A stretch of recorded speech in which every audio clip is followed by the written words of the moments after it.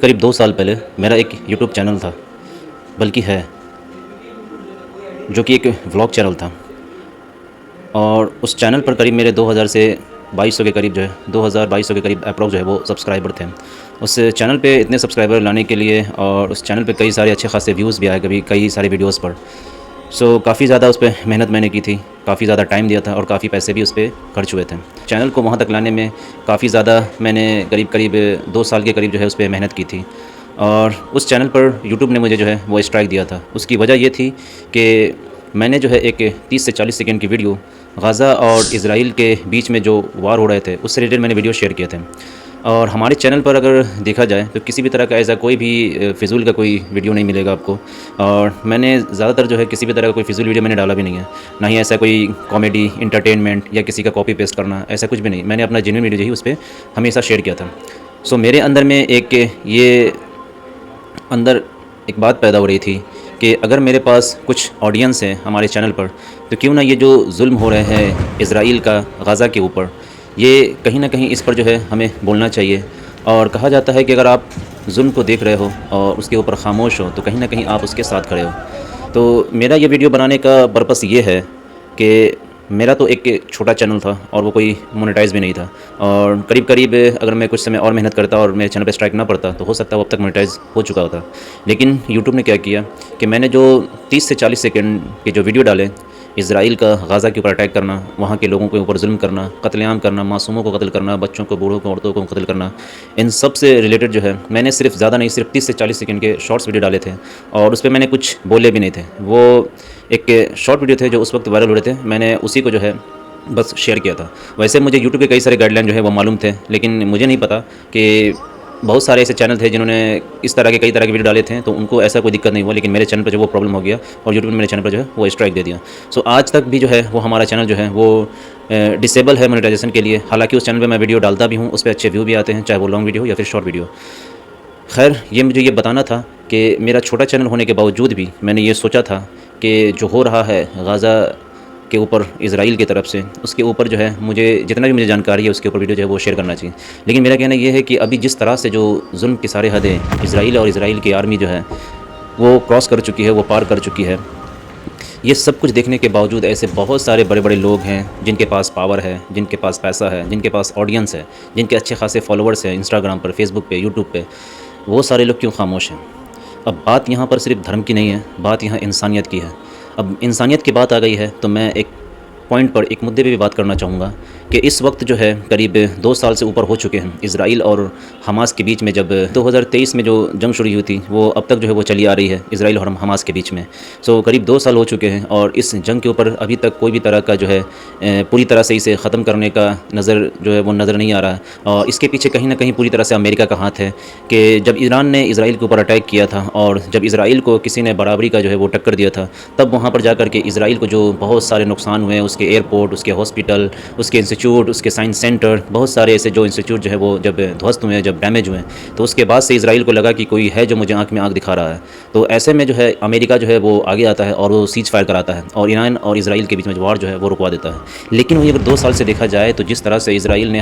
Hamas کے اوپر جو اٹیک کیا، جو غزہ کے اوپر، حماس تو صرف ایک بہانہ ہے، اصل میں اگر آپ کو دیکھا جائے تو حماس سب کچھ کر بھی نہیں رہا ہے۔ اگر پچھلے سال بھر سے اگر دیکھا جائے تو حماس کے آڑ میں کہیں نہ کہیں اسرائیل نے وہاں پر عام سویلین کے اوپر اٹیک کیے ہیں، وہاں کے ہاسپٹل پر، وہاں پر اب تک کے 95% آپ کو ہاسپٹل، اسکول، کالج اور جتنی بھی سارے راحت بھری جو بلڈنگس ہیں ان سب کو وہ ڈھا چکا ہے۔ اب وہاں کچھ بھی نہیں بچا، صرف وہاں پر کھنڈر ہی ہو چکا ہے۔ مطلب کہیں نہ کہیں اب وہ ایک غزہ وہ پوری طرح سے کھنڈر بن چکا ہے، اور وہاں پر صرف بلڈنگیں، عمارتیں یہ سب گری ہوئی ملیں گی، اور ظلم کی اتنی ساری حدیں پار ہو چکی ہے کہ وہ اب کھانے کے لیے کچھ بھی نہیں بچا۔ مطلب وہاں پر اب لوگ اب آخری سانس پر ہیں، اور آئے دن خبر یہ آ رہی ہے کہ کئی سارے لوگوں کی جانیں جا رہی ہیں، اور ایسے میں اگر کوئی ان کی مدد بھی کرنا چاہتا ہے تو اس کے اوپر بھی اسرائیلی گورنمنٹ نے پوری ناکہ بندی کر رکھی ہے۔ اور ابھی جو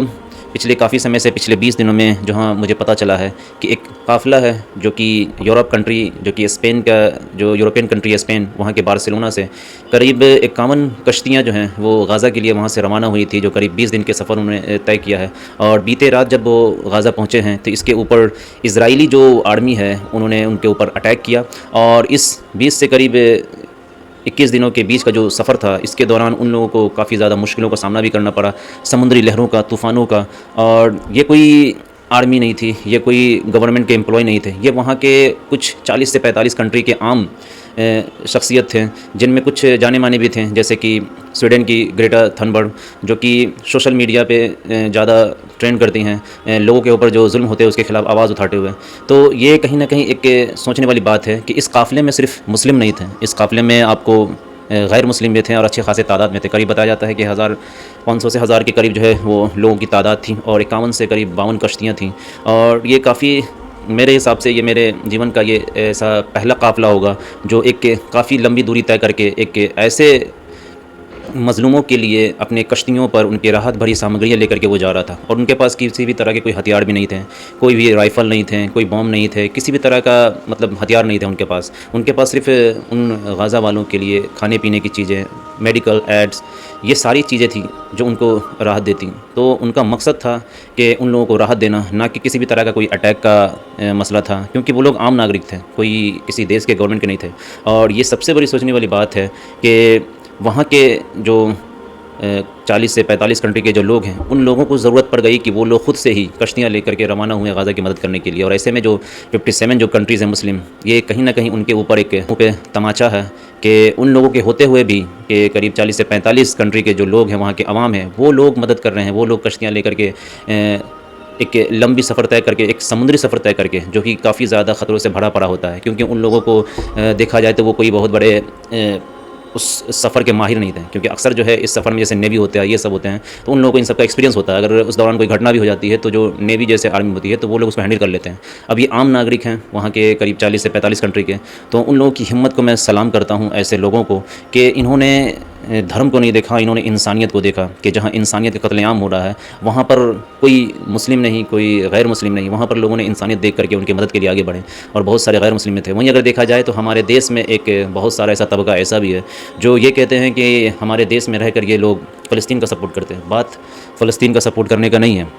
بات ہے انسانیت کا بھی. اور سب سے بڑی بات کہ جو فلسطین ہے اس سے مسلمانوں کا جو ہے وہ ایموشن ہے، کیونکہ فلسطین میں جو یروشلم ہے وہاں پر مسجد اقصیٰ ہے، اور مسجد اقصیٰ سب سے پہلا قبلہ اول ہے مسلمانوں کا. تو ایسے میں ایک ایموشن بھی ہے، وہاں سے لگاؤ بھی ہے، اور سب سے بڑا ہے وہ مسجد اقصیٰ، جو کہ ہر ایک مسلمانوں کے اندر میں جو ہے وہ بستا ہے. اور اس مسجد اقصیٰ سے ہمارے اکرم حضور اکرم صلی اللہ علیہ وسلم کی یادیں جڑی ہیں، اور وہیں سے حضور صلی اللہ علیہ وسلم نے معراج کے لیے سفر بھی طے کیا تھا. تو یہ صرف ایسا نہیں ہے کہ فلسطین کے لوگ جو ظلم ہیں اس کے لیے، ہمیشہ سے اتہاس گواہ ہے کہ اس سے پہلے بھی جیسے حضرت صلاح الدین ایوبی نے بھی کافی اچھے خاصے جو تعداد میں جو ہے انہوں نے اس مسجد اقصیٰ کو آزاد کرانے کے لیے جنگیں لڑیں. اس سے پہلے حضرت عمر بن خطاب رضی اللہ عنہ جو کہ صحابی رسول ہے، ان کے سمے میں بھی آپ کو مسجد اقصیٰ کو آزاد کرانے کے لیے جنگیں لڑیں. تو اتہاس نے یہ بھی دیکھا ہے کہ جب جیسے کہ صلاح الدین ایوبی نے جب مسجد اقصیٰ کو فتح کیا تو کئی سارے ایسے غیر مسلم جو تھے، جو کرسچینٹی تھے، ان لوگوں کو ڈر ہو گیا کہ اب ہم لوگوں کا جو قتل ہو جائے گا. لیکن خود کرسچینٹی اس بات کو جانتے ہیں، قبول کرتے ہیں کہ سلطان صلاح الدین ایوبی نے یا پھر حضرت عمر بن خطاب کے سمے میں کسی بھی غیر مسلم کو کسی بھی طرح کوئی نقصان نہیں پہنچایا گیا. اس کی وجہ یہ تھی کہ کئی لوگوں نے اسلام کو مانا اور جانا. مدعا یہ ہے کہ فلسطین جو ہے وہ مسلمانوں کے لیے ویسے ہی امپورٹنٹ رکھتا ہے جیسا کہ اس کا اپنے حضور اکرم صلی اللہ علیہ وسلم سے محبت رکھنا، جیسا کہ اپنے دیش سے محبت رکھنا. یہ ایک بہت بڑا مدعا ہے. اور وہاں تو جو ظلم ہو رہی ہے، وہاں تو دیکھ کر کے ایک جو کٹر بھی ہوں گے، جو شیطانیت بھی ہیں، جو سوچ رکھنے والے، وہ لوگ بھی اب نرم پڑ چکے ہیں. تو جو لوگ یہ کہتے ہیں کہ مسلمان جو ہیں وہ دیش دروہ ہیں، وہ فلسطین کے سپورٹ میں ہوتے ہیں، یہ کہنا بالکل غلط ہے. ہم مسلمانوں کے لیے دیش اتنا ہی امپورٹنٹ ہے جتنا کہ ہمارے لیے مسجد اقصیٰ. ہمارے لیے ہمارا دیش بھی ہے اور مسجد اقصیٰ بھی ہے. تو میرا کہنے کا مطلب یہ ہے کہ جو بربرتا اسرائیل کر رہا ہے، جو بنجامن نیتنیاہو جو اسرائیل کا جو پرائم منسٹر ہے، اور اس کی آرمی، یہ اپنے آپ میں بہت ہی بڑا تکلیف دہ ہے. اور بہت سارے ایسے کنٹریز بھی ہیں جو اس کو مذمت کر رہے ہیں، جیسے کہ اٹلی، آپ کو فرانس، اسپین اور کولمبیا، یہاں تک کہ کئی سارے ایسے پروٹیسٹ بھی ہو رہے ہیں. ابھی جس طرح سے جب بیتے رات میں جو گلوبل سنت فلوٹیلا کا جو قافلہ جو ہے غزہ میں پہنچا، تو اسرائیلی آرمی نے ان کے اوپر اٹیک کیے اور کئی لوگ انہوں نے گرفتار کر لیا ہے. اور اس میں شامل ہونے والے ایک پاکستانی مشتاق سینیٹر ہیں، جو کافی زیادہ جو ہے وہ ایکٹیو رہیں اور انہوں نے اپنے سوشل میڈیا کے تھرو جو ہے وہ لوگوں کو میسج دیتے رہیں اور بتاتے رہیں کہ آپ لوگ جو ہے آواز اٹھائیں اور گلوبل سموتھ فلوٹیلا کو جو ہے وہ کہیں نہ کہیں مدد فراہم کرایا جائے، اور جتنی بھی ساری جو کنٹریز ہیں، اسپیشلی جو OIC سے جڑے جتنے بھی مسلم کنٹریز ہیں، جو 57 کنٹریز ہیں، وہ سب جو ہے ان کو امداد جو ہے وہ مدد فراہم کریں، لیکن ابھی تک کھل کر کوئی بھی نہیں آیا۔ حالانکہ ٹرکی جو ہے وہ اپنے حساب سے جو مدد ہے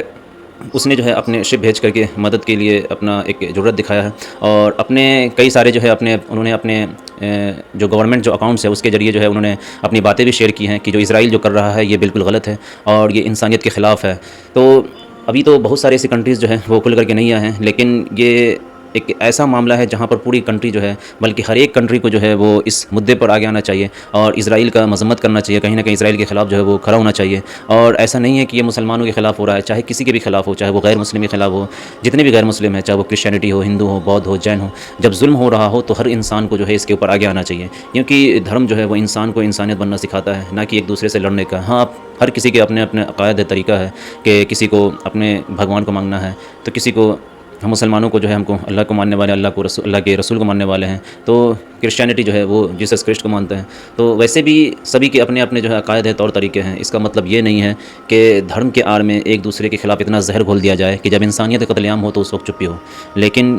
ہمیں اتنا ہی تکلیف ہوتا ہے جب کسی غیر مسلم، کسی غیر معصوم کو بھی جب قتل کیا جائے۔ تو یہ اسلام میں یہ سیکھ ہے، اور اسپیشلی حضور صلی اللہ علیہ وسلم کی سیکھ ہے کہ جب بھی ظلم ہو رہا ہو تو انسانوں کو اگر طاقت ہے تو وہ اس میں اپنے ہاتھوں سے روکے، اگر طاقت نہیں ہے، اگر لگتا ہے کہ نہیں وہ دوسرے سے کمزور ہے، تو کم سے کم اپنے زبان سے برا کہے، اور اگر زبان سے برا نہ کہہ سکے تو کم سے کم اپنے دل میں جو ہے وہ برا کہے۔ تو جہاں تک جو صلاحیت ہے وہ وہاں تک اس قدم کو اٹھائے۔ اب ایسے میں دیکھنا یہ ہے کہ اس وقت جو ہے میرا کہنا یہ ہے کہ جس طرح سے بہت سارے ایسے بڑے بڑے کریٹر ہیں، بڑے بڑے یوٹیوب چینل ہیں، انسٹاگرام ہے، کسی کے فیس بک کے لاکھوں ملینس میں فالوور ہیں، یہ لوگ جو ہے وہ آخر کیوں خاموش ہیں؟ آخر انہیں نہیں دکھ رہا کہ سمندر کے اس پار جو ہے ایک ایسی ظلم کی داستان لکھی جا رہی ہے جس سے کہ شیطانیت بھی جو ہے وہ شرمسار ہو جائے۔ اور اب تو بتایا جاتا ہے کہ اب تو حد یہ ہو گئی ہے کہ وہاں کے جو معصوموں کے جو اسرائیلی آرمی نے جس طرح سے جو اٹیک کیے ہیں، اس کے بعد جو ان کی باڈی وہاں پڑی ہے، ان کو اب جانور تک بھی کھا رہے ہیں۔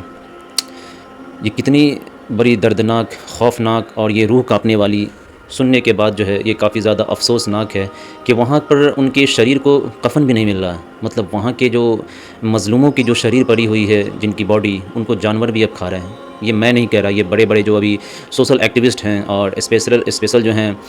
مستاق سینیٹر جو ہیں، انہوں نے اپنے اسپیچز میں کہا کہ وہاں کے مظلوموں کو جو ہے جانور بھی اب نہیں چھوڑ رہے ہیں۔ مطلب کہ یہ کتنی درندگی کی حدیں پار ہو گئی ہے۔ میں نے اتہاس میں پڑھا تھا کہ چنگیز خان اب تک کا مجھے جو کرور،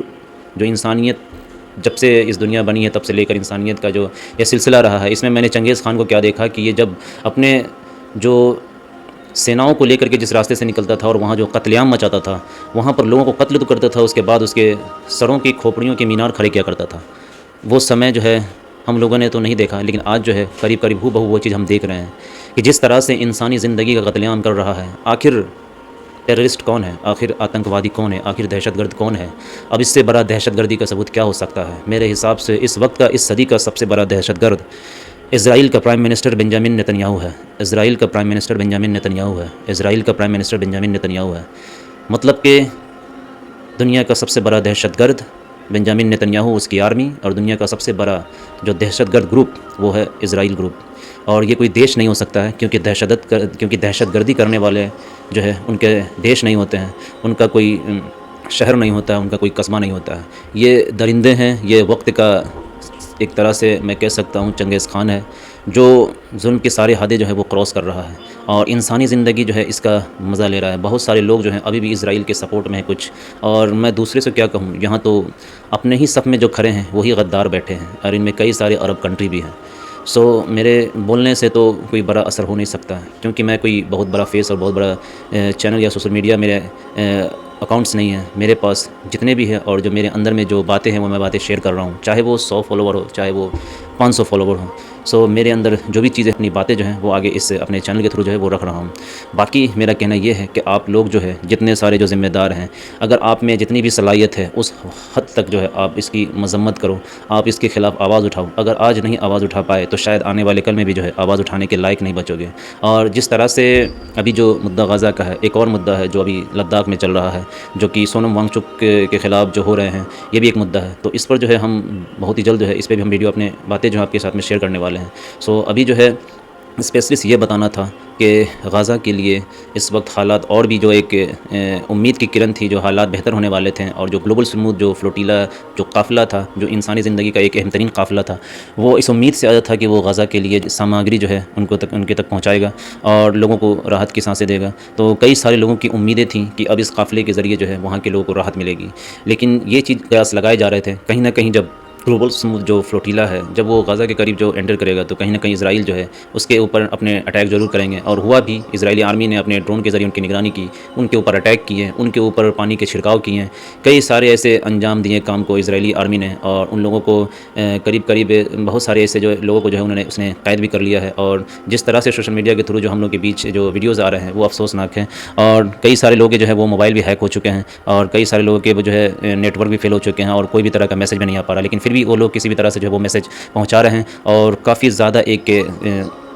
دقت سے بھرا یہ سفر تھا، اور ہم نے وہ چیز دیکھا اور وہ محسوس بھی کیا کہ جب آپ سمندری سفر کرتے ہو تو کتنے ساری جو ہے آپ کو سامنے جو ہے دردناک خوفناک جو ہے منظر کا سامنا کرنا پڑتا ہے. تو اس سفر میں لوگوں نے کافی اللہ کے کرم سے وہ لوگوں نے سفر تو طے کر لیا، لیکن جو سامنے سب سے بڑا جو چیلنج تھا وہ تھا اسرائیل کی آرمی، اس کی سینا، کہ ان کا سامنا کرنے کے بعد کیا ہوگا، لوگوں کے ساتھ کیا ہوگا. وہ لوگ پورے جوش و جنون میں آ چکے ہیں اور اپنے غزہ تک پہنچنے کا انجام جو وہ پورا کر چکے ہیں، لیکن جس بات کا جو ڈر تھا وہ ہو چکا ہے. اللہ سے یہ امید ہے، یہ دعا ہے کہ ان لوگوں کو جلد سے جلد جو ہے اس سے اسرائیلی آرمی سے جو ہے وہ راحت ملے، اور جس مقصد سے وہ لوگ آئے ہیں غزہ کے لیے وہ مقصد پورا ہو، اور غزہ والوں کے لیے اللہ جو ہے وہ راحت بھری سانسیں دے اور ان لوگوں کو راحت پہنچائے، ان لوگوں کے کھانے پینے کا انتظام ہو، اور جس مقصد سے وہ لوگ لے کر آئے تھے وہ مقصد پورا ہو سکے. اور اللہ جو اس غزہ کے جو فلسطینی جو اس دنیا سے گزر چکے ہیں، اللہ پاک انہیں جنت الفردوس میں جگہ عطا فرمائے، اور ان کے